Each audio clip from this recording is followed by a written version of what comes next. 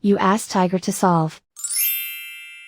This deals with linear equations with one unknown. The final result is x equals 81. Let's solve it step by step. Simplify the expression. Simplify the arithmetic.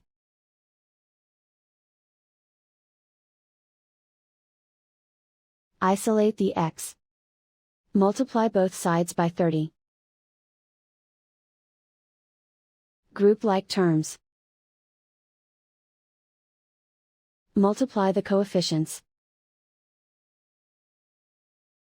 Simplify the fraction.